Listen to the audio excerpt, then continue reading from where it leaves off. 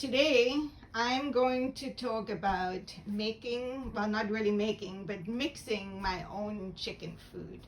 And what you see here is bags and bags of different grains.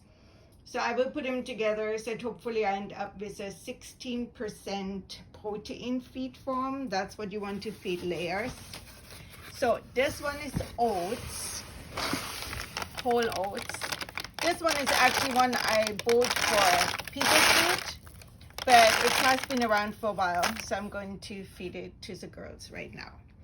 Then this one is wheat, and they call it chicken wheat. It's kind of a soft wheat.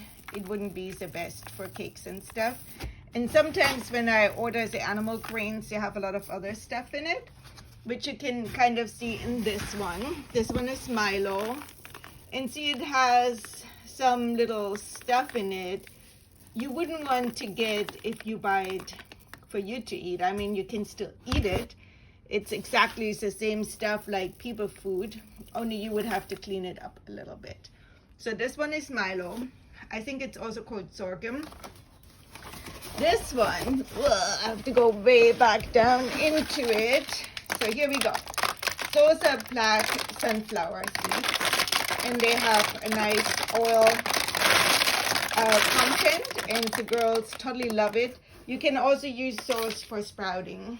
If you feed too much sunflower seeds to them, then they might. So I keep a lot of like old containers around because they come in handy for measuring. These are peas, and they're field peas, so they're not very expensive. I try to grow them. They don't germinate very well, so I think they might be a little bit old too.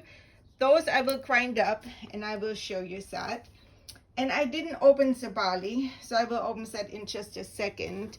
Usually you can just pull on one side here, and it comes open, but anytime you want to show it, it never works. By the way, that's a squash down here.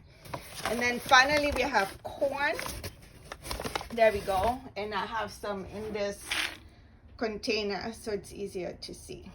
So I used to grind up the corn, but it gets kind of small and they don't like it that much. So now I only grind up the peas. Here are the peas. And you will see how that goes. So I loosened the string a little bit and see how easy it goes when it actually is doing what it's supposed to do. Sometimes it doesn't go that easy at all. And it's open. So this is the barley.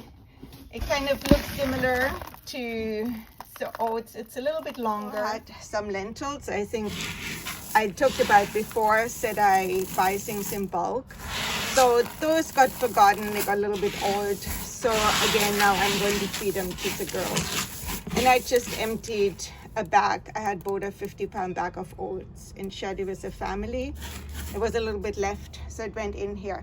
Now I'm doing that outside. For one, I have this table, which is not set high because I have to mix everything. And if it's too high, it's going to really hurt my back. And then it makes some dust, so I don't want dust. So I'm going to use my Blendtec to grind up some of the peas here. This one is my older top and it leaks a little bit, so I have written on it grain use only. So this is my grinding outfit. I need those headphones because it gets so loud. It would be better to have like noise canceling ones, but I don't. So I'm using what I have. All right, put the hands over your ears right now because this is going to get loud. It's going to get real. Okay, ready? This is what it looks like now, so it's easier for them to digest. Okay, here I am with my impromptu face mask. Let the mixing begin. All the grains are in this big box now. And now I need to go down and under and down and under and down and under. And I'm going to use both hands, because it's actually surprising how much you have to mix it to get it all kind of mixed up. So now I'm ready to fill that into this bag here. And I can only do like part of it. And then I have to carry it into its storage container. So I hurt my back recently, so I can't carry anything heavy. But those things are really animal proof. And I just have extra exercise going up and down, carrying just a little bit.